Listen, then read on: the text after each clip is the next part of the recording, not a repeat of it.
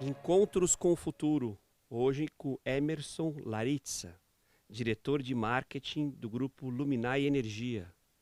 E aqui na bancada, professora Gleriane Torres, da FIA Business School, e Plínio Souza, da SPM São Paulo. Prazer ter você aqui com a gente hoje. Muito obrigado. Encontros com o Futuro, que é uma iniciativa do World Observatory, com a SPM Business e a Prime, que é o braço das Nações Unidas de Universidades de Negócio no Brasil e no mundo, que hoje a professora Gleriane, além de representar a FIA, representa a Prime. Emerson, conta um pouquinho para a gente do grupo Luminai. Vamos lá. Hoje nós somos uma holding de eficiência energética. Somos muito pautados por varejo. Hoje nós somos a maior holding de eficiência energética do Brasil. Só com uma atuação, praticamente 80% do meu faturamento hoje vem do varejo, principalmente alimentar. Nós temos hoje 5 empresas no grupo. São elas a Luminai Iluminação Eficiente, que hoje é uma empresa de iluminação profissional. E só é importante fazer uma breve analogia, até para explicar um pouco da atuação. Essa iluminação, você não encontra ela numa revenda, por exemplo. Então, por exemplo, para conhecer nossos produtos, você vai para um supermercado e olha para cima. Hoje não tem nenhum supermercado em São Paulo que use uma outra iluminação que não seja da Luminai. Nossa, é nesse nível. Exatamente. Hoje eu tenho 80% de market share a nível nacional, mais ou menos. Então, até explicando por quê. Tá, e por que é sua luminária e não é da Philips, por exemplo, que é um bom produto. A minha luminária ela ilumina mais e consome menos energia. Basicamente, de forma bem sucinta, tem muitas questões técnicas que eu posso entrar no detalhe mais à frente, mas é isso. E nós temos um sistema patenteado, então por conta disso a gente acaba tendo uma atuação na questão de eficiência energética em relação à iluminação muito agressiva. Temos uma segunda empresa que chama Luminai Gestão e Monitoramento de Energia, que ela é pautada para monitorar, gerenciar e automatizar tudo que é ligado à energia no estabelecimento. Então, no supermercado, por exemplo, eu decupo a conta de energia para o grupo Big, por exemplo, e mostro quanto eles gastam com iluminação, com ar-condicionado, com câmeras frigoríficas, com freezers, e atuo de forma setorizada para maximizar essa economia. Então, temos uma empresa, temos um software próprio que é pautado para fazer esse trabalho. Temos uma empresa de energia solar, obviamente, hoje em dia não tem como falar de eficiência energética sem pautar em fontes alternativas de geração. Temos uma empresa de iluminação decorativa, que eu fundei essa empresa em maio do ano passado, e até explicando essa separação, porque aqui o conceito é insumo chinês, né? Um conceito muito mais visual, como próprio aqui no estúdio que a gente vê, do que uma questão de eficiência. Então, quando é uma coisa mais elaborada, mais visual, a Luminai Home Office que atende, e por fim eu tenho a Luminai Serviços, que é uma empreiteira que presta serviço para as demais 4 empresas do grupo.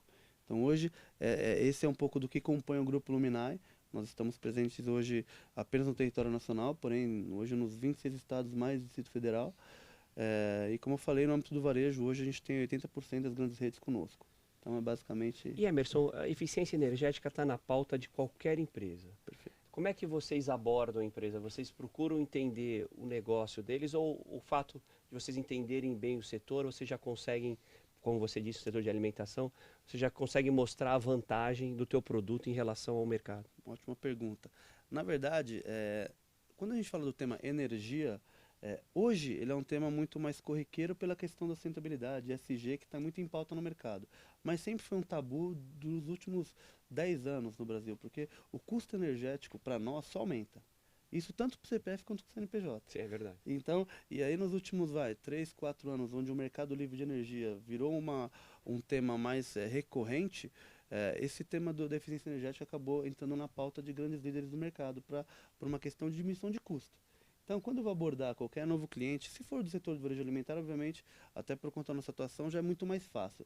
Mas hoje eu atendo Procter Gamble, Samsung, Amazon, enfim, várias indústrias do mercado também no mesmo viés. Quando eu vou abordar um CEO ou um diretor de uma grande empresa que ainda não tem ainda esse approach com a eficiência energética, eu entro no tema custo, que é o único tema que esse tipo de público realmente entende como relevante.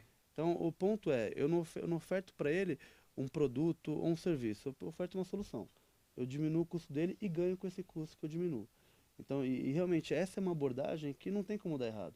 É quando a gente vai falar, por exemplo, de qualquer investimento que você faça, que a economia pague esse resultado. Entra como OPEX e não como CAPEX. Sim. Então, não descapitaliza meus clientes. Então, isso realmente acaba sendo uma abordagem muito assertiva. Glerine, aquilo que a gente estava conversando um pouco antes de como medir, né? Exatamente.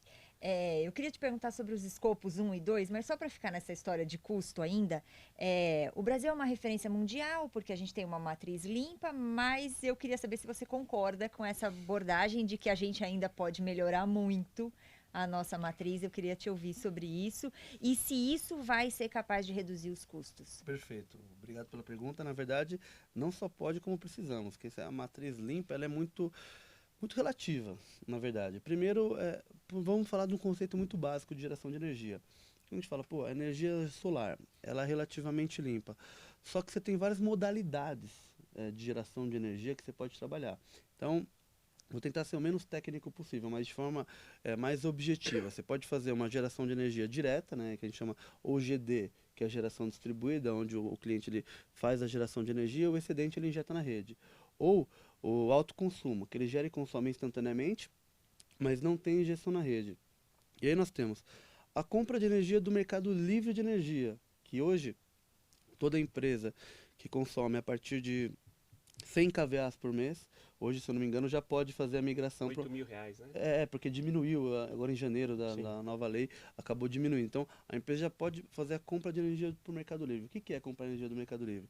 Algum investidor externo vem ao Brasil, compra lá uma área gigante, faz uma usina solar e revende essa energia para qualquer local do território nacional. Ele pode fazer aqui em São Paulo e vender para o Macapá. Ele pode produzir no Nordeste e vender para o Rio Grande do Sul. Tranquilamente. E isso é a compra de energia do Mercado Livre. E essas empresas, elas cobram um valor muito menor do que a concessionária local. Por isso que as empresas estão cada vez mais migrando para essa modalidade. Só que essa energia, ela não é relativamente 100% limpa. Porque assim, você não tem um controle de como aquela energia naquela usina está sendo gerada. Então tem muitas nuances ali que possam impactar. E aí nós temos uma outra modalidade que a gente chama de autoprodução, que ao invés dele comprar energia dessa usina, ele compra um pedaço da usina para fazer a geração para ele. Acredito que se for falar de energia limpa, essa é a melhor modalidade, porque realmente ele tem um controle efetivo que é uma parte dele. Então é como se ele comprasse um percentual daquela usina e gerar para suprir a demanda dele. A única questão que eu também gosto de deixar muito claro, que até o que está acontecendo na prática, a questão dessa crescente do Mercado Livre no Brasil, o ponto negativo é para nós aqui, para as pessoas físicas, porque as empresas saem das concessionárias e o custo aumenta para as nossas casas. Né? Sim, então, sim. a nossa tarifa só tende a aumentar quanto mais empresas migrarem para o Mercado Livre. Olha, tem esse lado também. Não, porque alguém tem que pagar essa conta, senão as concessionárias quebram. Então, que inclusive muitas delas do Rio de Janeiro já foi. Até porque lá tem um agravante maior ainda, que é a questão do excesso Do desvio, né? Eu gosto da palavra gato, né? Do excesso de desvios e de... Coitado do gato, ficou na conta dele. Exatamente. O excesso de atuações ali fora do padrão legal, que acaba impactando diretamente na concessionária. Só que com essa migração constante das empresas, a pessoa física acaba pagando a conta. Por isso que muita gente, inclusive, também nas suas casas já estão fazendo geração de energia.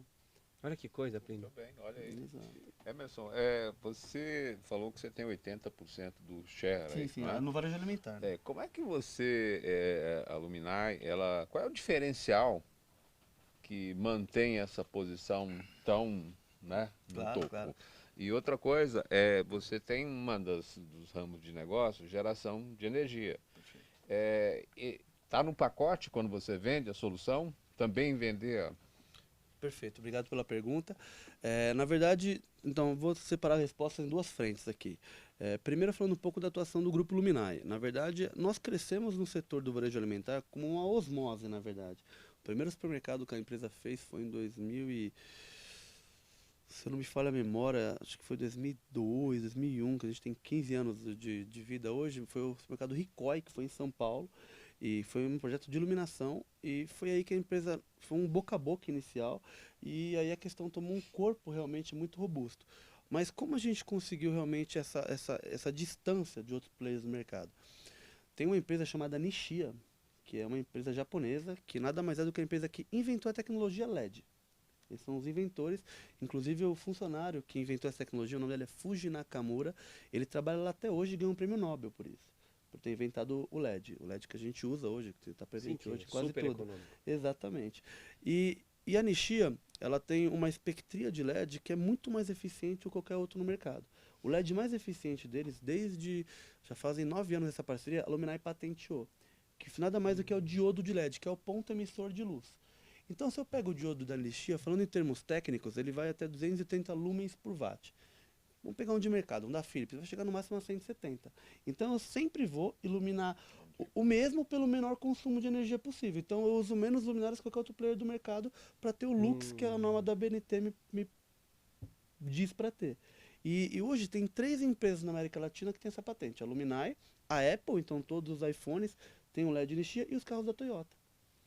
Então, esse, na verdade, é o meu maior diferencial técnico. Eu tenho outros, obviamente. A gente também patenteou um difusor da Arábia Saudita, eu tenho um espelho alemão, todos os meus insumos são importados. Mas realmente o diodo é o principal e é o que me dá uma diferenciação técnica muito grande. Aí, além disso, tem uma questão agora de atuação. Aí eu te falei um pouco do que diz respeito à eficiência. Então, o que eu tenho que agrega valor que meu concorrente acaba não conseguindo. Porém, aí vem a parte boa, que é, né, estamos no lugar certo aqui na SPM para falar disso, o marketing. A gente, até por conta dessa atuação no varejo alimentar, aí eu como diretor da área, eu amarrei uma questão de relacionamento institucional muito forte com as entidades de varejo alimentar do Brasil. Então, por exemplo, a Abras, que é a Associação Brasileira de Supermercados, eu tenho uma exclusividade com a Abras, nenhuma empresa do setor de energia pode entrar em nada da Abras fora Luminai. Então eu amarrei isso já faz alguns anos, então eu participo de tudo em relação a Abras. Estive com ele até na NRF, agora em Nova York, agora em janeiro, foi muito bacana, eu participo de todos os eventos, eu sou diamante, e eu acabei amarrando muito o mercado à minha empresa, então de forma que eu não dou muito espaço para meus concorrentes. E uma associação de classe, que é sempre Não, um bom caminho. Exato, não, na Você verdade, pega o mercado organizado. eu tô inserido em todas as associações, inclusive a APAS, meu stand é o maior de energia da feira. Que é agora daqui 2 semanas, né? E que outro setor que é paralelo ou similar ao setor de alimentos que vocês podem crescer ou ter esse desempenho? Na verdade, assim, hoje eu tenho muitos clientes hoje no ramo educacional, tenho clientes também na indústria, tenho clientes do varejo não alimentar, mas não tem nenhum comparativo que eu faça que chegue a ser similar, porque é aquela velha história, como uma empresa, eu vou onde paga minhas contas. E realmente, o varejo alimentar hoje me dá esse resultado. Eu atuo em outras frentes, mas hoje eu sou diretor tanto de marketing quanto comercial. Então, eu falo muito do meu time comercial. Poxa, a gente fechou recentemente 6 galpões da Amazon para fazer retrofit de iluminação. Poxa, beleza, caiu no colo, legal, vamos fazer. Mas eu não instruo meu time a ir atrás. Eu falo, vamos jogar nossa energia efetivamente aonde ainda tem mercado para crescer. Porque mesmo no varejo alimentar, eu tenho muito mercado para crescer. Porque é um mercado que está constantemente em evolução e crescendo. Eu tive semana passada em Fortaleza, com o presidente da Associação de Fortaleza, que é a CESU. Estava lá, inclusive, fazendo algumas reuniões. Ele me falou, esse ano a gente está previsto abrir 100 lojas em Fortaleza. Então, se eu pego isso a nível nacional, é um mercado que não para. Então, não adianta eu querer decupar a minha atuação, porque eu também decupo o resultado. Claro. Você falou de eficiência energética e dos resultados, né, que essa tecnologia é capaz de oferecer. Eu queria te ouvir sobre a preocupação das empresas com a questão da métrica de escopo 1 e escopo 2, sabe? É verdade que as empresas estão realmente pensando em reduzir a sua, né, o seu consumo de emissões dentro de casa, e isso é escopo 1, e também a compra de energia, que é escopo 2 e tal. Essa preocupação é legítima, você tem ouvido isso?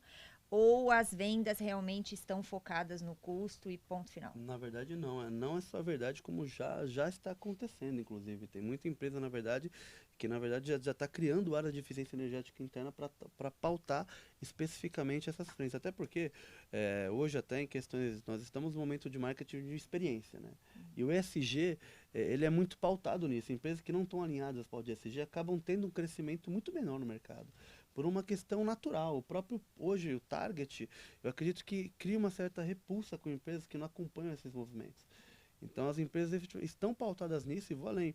Nós mesmos, eu tive, como falei, na NRF, agora em janeiro, em Nova York, a gente patrocinou um jantar da Abras lá na Fifth Avenue, a gente lançou um programa em parceria com a Abras, que pauta exatamente na questão de, primeiro, eficiência energética, onde a gente faz um retrofit de iluminação, ar-condicionados, câmaras frigoríficas, pautando na diminuição de emissão de qualquer poluente, por aí vai. O segundo tema, onde ele adquire mais 35% de economia fazendo a geração na própria loja.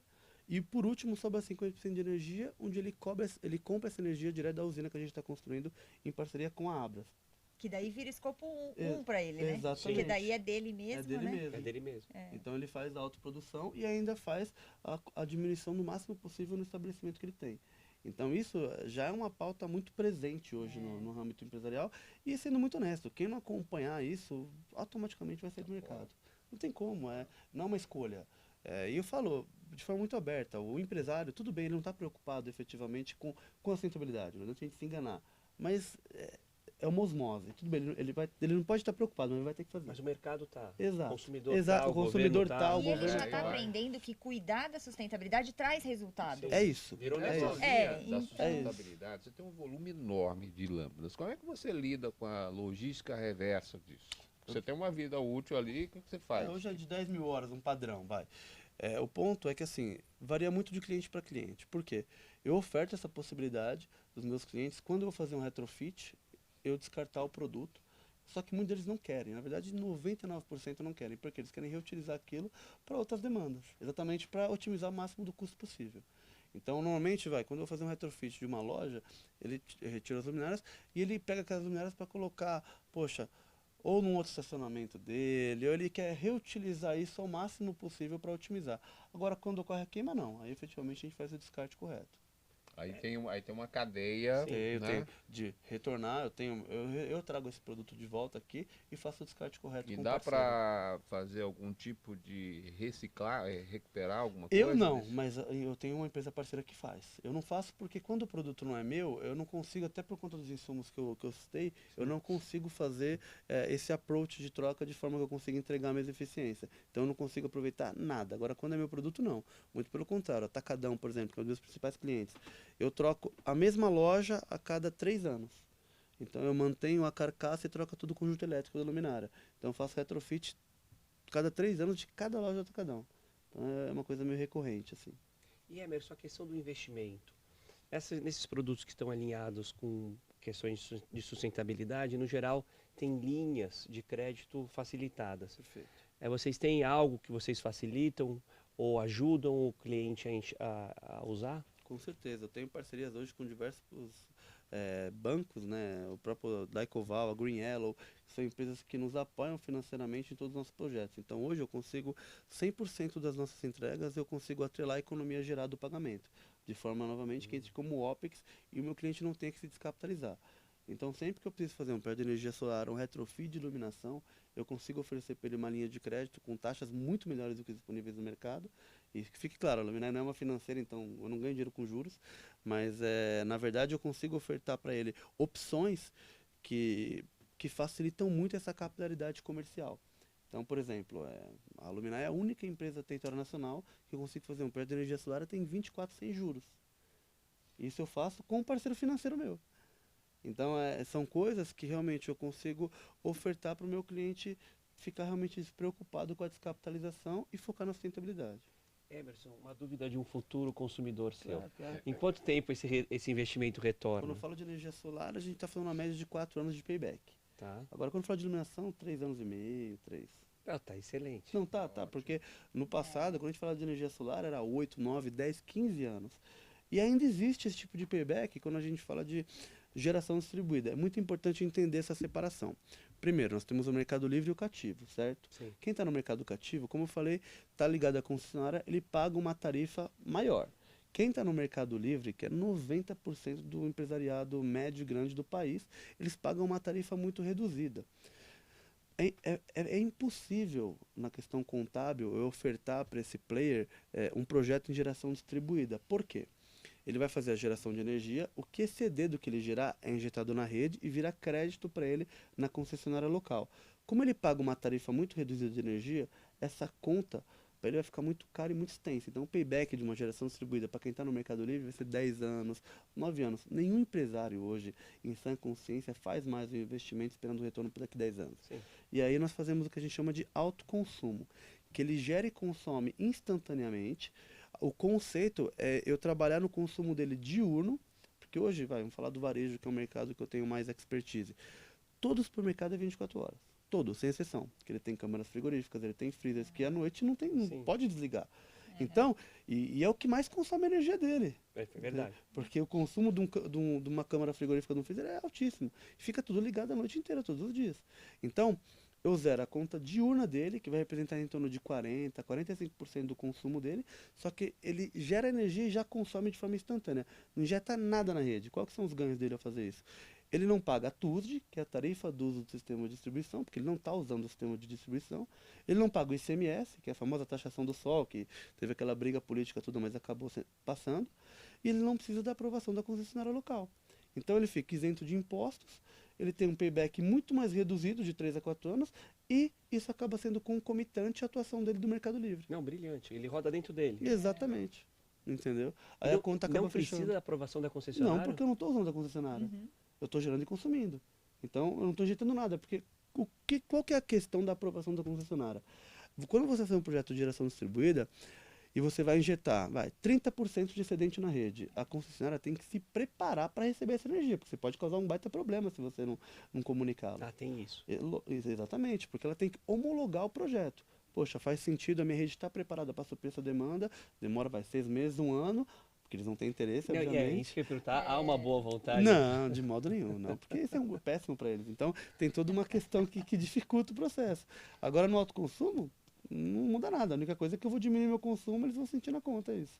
Só isso. Ó, Emerson. Nossa, tem Não, muita coisa para tem muita coisa perguntar. pra conversar. Não, assim, Emerson, é realmente brilhante. É difícil entender vocês terem alguma dificuldade de venda. Eu acho que é mais de anunciar, comunicar, né, do que... Concordo. Emerson, mas a inovação, a tecnologia é sempre de fora?